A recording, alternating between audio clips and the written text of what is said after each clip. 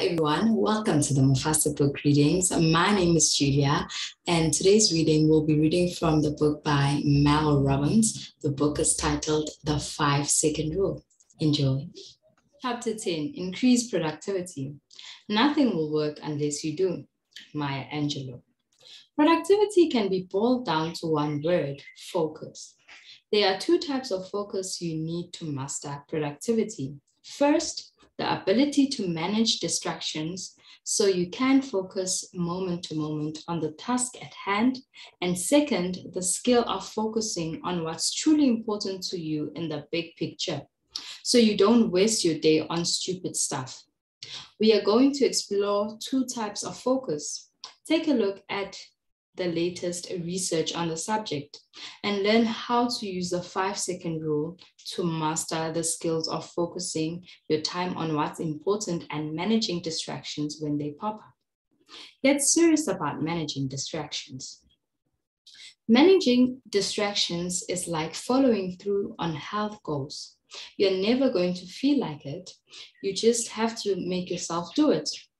You already know that being addicted to your phone, texting, and answering emails is a distraction, but stopping it feels impossible. Even though you know you should turn off pop-up alerts, silence your phone, and stop checking email every 5 minutes. This knowledge doesn't change your behavior. I could bury you with research about how bad this is, but it wouldn't change your behavior. This is where the 5-second rule comes into play. You don't have to want to do it. You just push yourself to do it. First, you must decide that distractions are not good. Interruptions of any sort are the kiss of death for your productivity. Research shows open office spaces are a nightmare for focus. Checking email can become an addiction because of what behavioral researchers call random rewards. You have to decide that your goals are more important than push notification. It's that simple. Then you must remove them. I'm not claiming this is rocket science. I'm also not going to tell you that it's easy. But I promise you that if you use the 5-second rule, you'll actually do it. When you start to remove distractions and are able to focus on the moment-to-moment things that matter, you'll have no idea how much it will help. Recently, I was talking about this with my high school-aged daughter, Kendall. She loves social media, but would spend so much time on her phone that it was seriously distracting her from her schoolwork.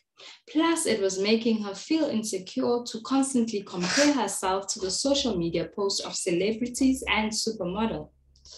Just like you and me, she knew social media was making her less productive when she needed to focus on homework. Kendall decided the best way to manage the distraction of social media would be to get rid of the temptation. So she deleted photo sharing apps, Instagram, and Visco from her phone. In her words, after deleting it, it dawned on me how unimportant the stuff is to my life. When these apps were on my phone, it was involuntary action to click on it. And look, now that the apps are gone, I don't have to urge to look at it ever. And distractions are not only in the form of technology and social media. So if you find yourself getting distracted like Kendall was by social media, that's huge moment of power. You just woke up and now it's time to shake your environment up. 5, 4, 3, 2, 1. Remove the distraction. It really is that simple, and the rewards are powerful. The harder and more powerful thing to do is to master the second type of focus, big picture focus. There's one thing that I've used the 5-second rule to do that has increased my big picture focus like nothing else: being a boss about my mornings. Own your mornings. Taking control of your mornings is a game changer for productivity. The way I did it was to create a morning routine. I owe my morning routine to Duke University professor Dan. According to Dan, the first 2 to 3 hours of the day are the best hours for your brain once you fully wake up. So if you pop out of bed at 6 a.m., your peak thinking and productivity window is 6:30 to 9 a.m., and so on. If your household is anything like ours, it's chaos most mornings. Feeding the dog, getting breakfast ready, and guiding 3 school-ready kids out of the door can chew up more than an hour and cut into your peak productivity window. That's why I had to get serious about my mornings if I had planned to be boss of my day. And it started with getting up earlier so that I had time to focus on my big picture goals before the day hijacked me.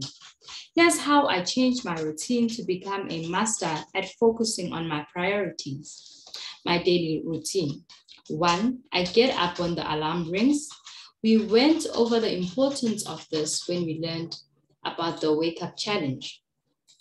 The alarm rings, I get up, the end. For peak productivity, you should never hit the snooze button. There's actually a neurological reason why, one that I learned while conducting research for this book.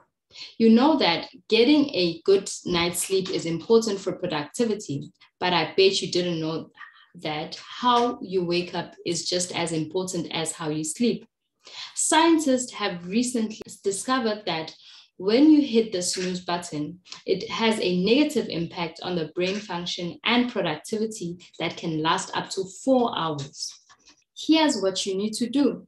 We sleep in cycles that take up about 90 to 110 minutes to complete. About 2 hours before you wake up, these cycles end and your body starts to slowly prepare you to wake up. When your alarm rings, your body is in wake-up mode. If you hit the snooze button and drift back to sleep, you force your brain to start a new cycle, and that is 90 to 110 minutes long. When the snooze alarm goes off 15 minutes later, the cortical region of your brain, which is the part of the brain responsible for decision-making, attention, alertness, and self-control, is still in the sleep cycle. It won't be able to snap awake. It needs 75 more minutes to finish what the snooze button started.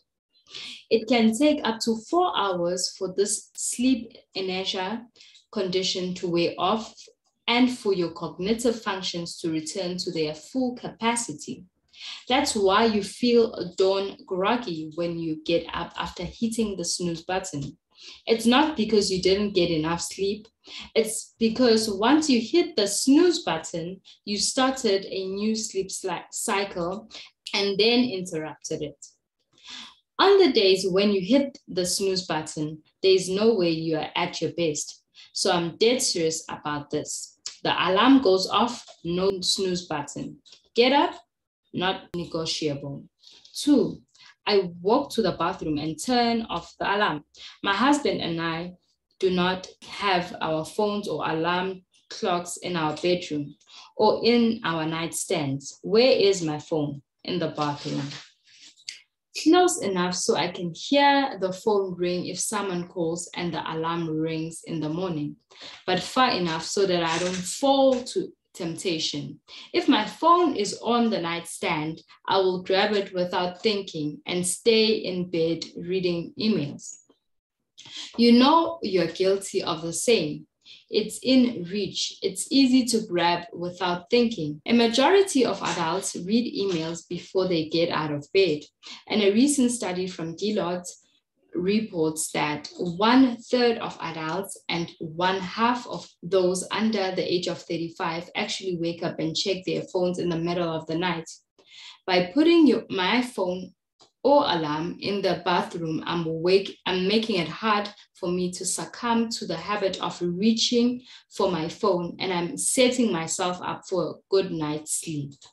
3, I brush my teeth and focus on the day ahead.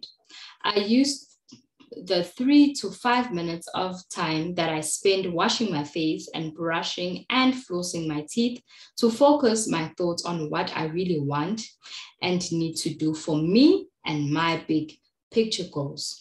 This is not a to-do list. This is a must list. It's a moment when I consciously collect my thoughts and think of 1 or 2 things I might not feel like doing, but I must do for my goals, my dreams, and business growth. Researchers call these SMART goals: specific, measurable, achievable, realistic, timely.